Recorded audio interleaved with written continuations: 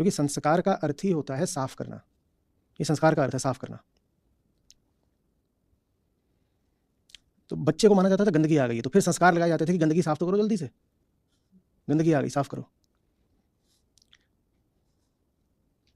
बच्चा, बच्चे की माँ, इनको होता था कोई छुएगा नहीं बहुत दिनों तक, ये गंदे हैं, इनको अलग रखो, अलग कमरे में। अब आजकल लोग ये भी कहते हैं कि वो इसलिए था कि संक्रमण से बचे रहेंगे, बच्चा है उसको छूने से संक्रमण लग सकता है, तो वो है बात। पर उसके पीछे जो तर्क भी था, अशौच शब्द, अशौच माने गंदा, तो उसको समझिए कि ये माना गया था और ये साफ साफ सूत्रों में कहा भी गया कि पैदा तो सब जो निम्नतम स्थिति हो सकती है उसी में होते हैं। ठीक है, प्रजाति के आधार पे कह देते हैं पशु पैदा हुआ है और वर्ण के आधार पे कह देते हैं शूद्र पैदा हुआ है। कभी नहीं कहा गया कि वो बच्चा पैदा हुआ है वही तो है वैश्य, क्षत्रिय, ब्राह्मण या कोई और नहीं, कुछ नहीं कह रहे। कहीं भी कोई भी पैदा होता है तो शूद्र ही पैदा होता है, बाद में जिसको ज्ञान मिल जाए वो फिर किसी और वर्ण का हो गया। सब एक से पैदा होते हैं, फिर अपने अपने ज्ञान के अनुसार कि किसने कितना ज्ञान। इसीलिए एक बहुत बड़ा जो संस्कार होता है वो होता था यज्ञोपवीत संस्कार। अभी हम महिलाओं की बात कर रहे हैं, आपको शायद पता भी नहीं होगा कि यज्ञोपवीत सब लड़कियों के लिए भी अनिवार्य था। और आपने इधर में, अब तो खैर बहुत कम लोग हैं जो जनेऊ वगैरह धारण करते हैं, और आपने नहीं देखा होगा कि कोई लड़की है और उसका यज्ञोपवीत हुआ है, नहीं हुआ है।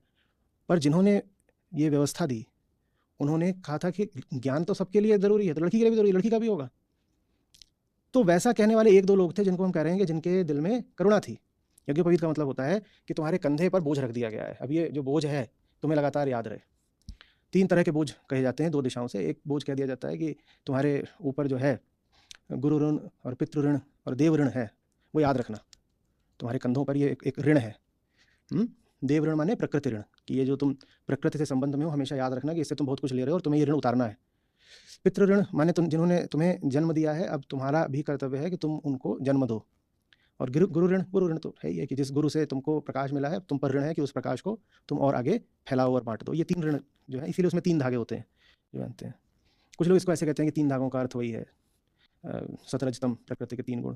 कुछ कह देते हैं कि 3 देवों का ऋण है ब्रह्मा विष्णु महेश का। पर जो सबसे उसकी जो स्वीकृत व्याख्या है वो यही है कि वो पितृ ऋण और देव ऋण और गुरु ऋण। तो वो महिलाओं के लिए भी था। हो ही नहीं सकता था कि लड़की है और आप उसका यज्ञोपवीत ना कराएं। कह रहे फिर वो तो जानवर रह जाएगी, उसको ज्ञान नहीं मिलेगा, वो तो फिर जानवर रह जाएगी। बिना ज्ञान के तो सब स्त्री पुरुष में क्या है, तो सब जानवर ही एक बराबर। तो एक तरफ तो वो लोग थे जिन्होंने ज्ञान दिया और ज्ञान सब तक पहुंचे इसकी व्यवस्था दी। मान लीजिए वैसे कोई 2 लोग हैं, मान लो ये 2 महानुभाव बैठे हैं, ठीक है। इन 2 के ये था कि हाँ हमने ज्ञान भी दिया है और अपना ये ऋचाएँ गा रहे हैं जैसे गाते हैं, और इन्होंने व्यवस्था भी दे दी है कि सब तक पहुँचे। तो ये अपना अभी तो मान लो ये गिटार है, मान लो एक तारा है, जैसे वो चलते थे ना उस अपना बैरागी लोग एक तारा लेकर के और सब जगह ज्ञान पहुंचा रहे हैं, तो ये 2 बैठे हैं। पर बाकी सब के पास तो अपने अलग मंसूबे थे। बाकी चाहते थे कि उनका स्वार्थ सिद्ध होता रहे समाज में, तो उन्होंने इनकी बातों को सब तक पहुंचने ही नहीं दिया। उन्होंने कहा अगर ये बात इनकी सब तक पहुंच जाएगी तुम्हारा स्वार्थ नहीं सिद्ध होगा। तो सब तक इनकी बात ना पहुंचे, इसके लिए समाज के ही भीतर के कुछ लोगों ने ये षड्यंत्र करा कि बाकी लोगों से कह दिया कि ये जो बातें हैं ये सबके लिए होती ही नहीं है। तो उन्होंने क्या कर दिया कि उन्होंने अपने अलग व्यवस्था बना दी। इनसे जो व्यवस्था आई उसको कहते हैं श्रुति। इन दोनों से जो व्यवस्था आई उसका क्या नाम है? श्रुति। लेकिन जो समाज के भीतर के लोग थे उन्होंने कहा नहीं नहीं, श्रुति तो ठीक है, बहुत ऊंची बात है, पर समाज चलाने में श्रुति थोड़ी काम आएगी। तो समाज चलाने में जो कुछ काम आता है उसको उन्होंने नाम दे दिया स्मृति का। क्या नाम दे दिया? स्मृति का। तो भारत में ये 2 जो हैं समानांतर धाराएं बहने लग गई। एक तो इन 2 की धाराएं, वो जो थोड़े से मुट्ठी भर विद्वान चिंतक विचारक ऋषि लोग बैठे हुए थे वो तो दूर बैठे हैं, वो तो शहर में रहते ही नहीं थे, वो दूर बैठे थे, उनका शहरों से कोई संबंध नहीं। तो या तो कहीं अपना जंगल में है या शहर के बाहर हैं, कई बार गांव में हैं, कई बार ऊपर पहाड़ पर हैं। लेकिन ये पक्का था कि वो जहाँ बस्तियाँ होती थी उन बस्तियों के पास नहीं होते थे, वो अपना अलग रह करके अपने ध्यान से उनको कहते थे वो मंत्र दृष्टा हैं, कहते वो ध्यान में उनको मंत्र दिखाई देते थे।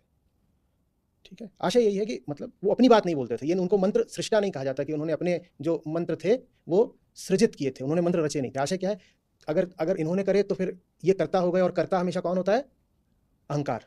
तो ये कहने के लिए कि जो बात इन्होंने कही है वो बात इनकी अपनी नहीं है।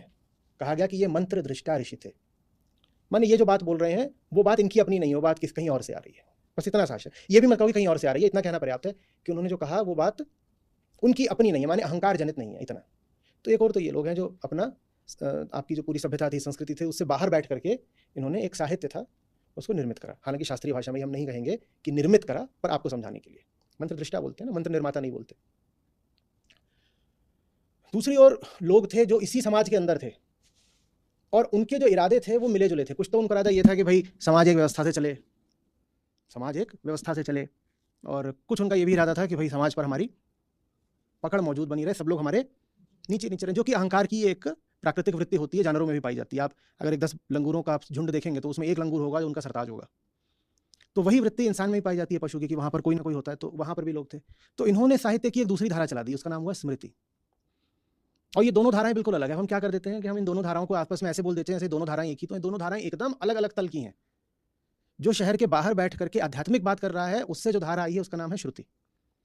और जो समाज के ही भीतर बैठे हैं और जिनको समाज की व्यवस्था बनाने में और समाज में कैसे क्या होना चाहिए और राजा क्या नियम बनाए और दंड कैसे दें और तमाम तरह की और बातें, उनसे जो धारा आई उसका नाम है स्मृति। ये जो बाहर बैठे थे समाज से, इनका किस्से कहानियों में कोई संबंध नहीं है, लेकिन जो अंदर बैठे थे उन्होंने जो धारा दी वो किस्से कहानियों से बिल्कुल छलछलाती हुई। माने ये जो श्रुति धारा है ये मन के आगे की है, मनातीत है, और जो स्मृति धारा है उसमें वो सब कुछ पाया जाता है जो मन के भीतर का है। तो उसमें जो समाज के भेद होते हैं और मन जिन भेदों पर चलता है वो सब भेद भी पाए जाते हैं, और मन को किस्से कहानी बहुत पसंद है तो वो भी पाए जाते हैं, वो सब स्मृति धारा में पाए जाते हैं। श्रुति धारा एकदम शुद्ध साफ होती है, उसमें ऐसा कुछ नहीं मिलेगा। श्रुति धारा में क्या आते हैं? बस यही उपनिषद, गीता, यही है, ये श्रुति की धारा है, ये श्रुति है। वेद वेदांत ये श्रुति है, बस इतना, थोड़ा सा। तो श्रुति जो साहित्य है वो एकदम थोड़ा सा है, एकदम थोड़ा सा। वेदों के जो हम कहते हैं कि 18,000 मंत्र हैं वो भी बहुत छोटे हैं, छोटे माने संख्या में कम है। और जो स्मृति साहित्य है वो बहुत बहुत बड़ा है। स्मृति साहित्य में धर्मशास्त्र आते हैं, धर्मशास्त्र माने ये सब जो स्मृतियां हैं तमाम, मनुस्मृति, याज्ञवल्क्य स्मृति, नारद स्मृति, पराशर स्मृति, ये आते हैं। पुराण आते हैं, ये उसमें आते हैं, ठीक है, पुराण। और उनमें समझिए कि मुख्य पुराण में 5 लाख हैं श्लोक, तो वो बड़ा विराट साहित्य है। तो ज्यादातर आपके सामने जो कुछ लाया जाएगा शास्त्र बोल करके, वो क्या होगा? वो स्मृति से ही होगा, और उसी को हम फिर मान लेते हैं कि ये सनातन शास्त्र है। सनातन शास्त्र कहां से हो गए? दर्शन साफ कहता है कि कोई बात ठीक है कि नहीं, इसके लिए उसे श्रुति द्वारा प्रमाणित होना चाहिए। स्मृति का स्थान हर तरीके से श्रुति से नीचे का है, ये बात बिल्कुल साफ है। लेकिन आम हिंदू ने स्मृति को पकड़ लिया है, श्रुति को भुला दिया है।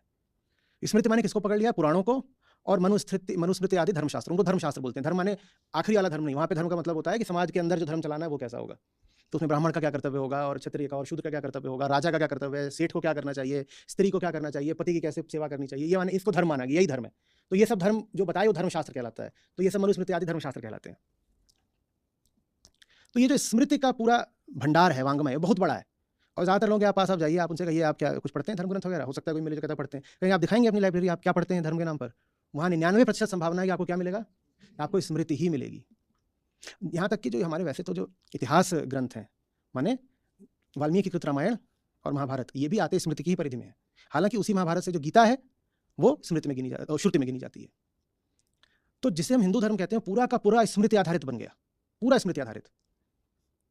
ये दोनों इस बारे में कुछ कर नहीं सकते क्योंकि ये हैं बिल्कुल अल्पमत में। अब आप सोचिए, शहर तो मान लीजिए कम होते थे, गांव ही गांव ज़्यादा थे। उन गांवों की क्या जनसंख्या रही होगी, और उनकी तुलना में वो जो मुट्ठी भर ऋषि मुनि थे जो आपको वेदांत के सूत्र दे रहे थे, उनकी क्या संख्या रही होगी? कुछ भी नहीं। तो ये तो अल्पमत में है। दूसरे, इनका सांसारिक रुझान भी नहीं है, ये तो खुद संसार को छोड़कर अपना बाहर बैठे हुए हैं। तो ये जो दे सकते थे इन्होंने दे दिया। अब उसके बाद उस चीज़ पर समाज चलेगा कि नहीं चलेगा, उस चीज़ को कितना आगे बढ़ाया गया, उसको देखने का ना इनके पास सामर्थ्य था और ना इनकी रुचि थी। तो इन्होंने तो बात समझा दी कि ये रहा, ये हमने तुम्हारे सामने रख दिया, ये रहा अष्टावक्र गीता, ये रहा तुम्हारे सामने सर्वसार उपनिषद, इसको समझो और इसको जियो। और इतना कह के ये अपना मगन हो गए। इनके पास अपने छोटे छोटे आश्रम थे, वहाँ से अपनी बात बोल देते थे। लेकिन वो बात जिन तक पहुँचनी चाहिए थी उन तक पहुँची नहीं, उन तक पहुँचने नहीं दी गई। उल्टे उनको क्या दे दिया गया? उनको स्मृतियाँ दे दी गई। और वो जो सारी स्मृतियाँ हैं वो वेदांत के बहुत बहुत बाद की हैं। लेकिन हम ऐसे बोल देते हैं वेद पुराण, जैसे वेद पुराण एक ही चीज़ हो। वेद पुराण में कोई समानता नहीं है। ज़्यादातर पुराण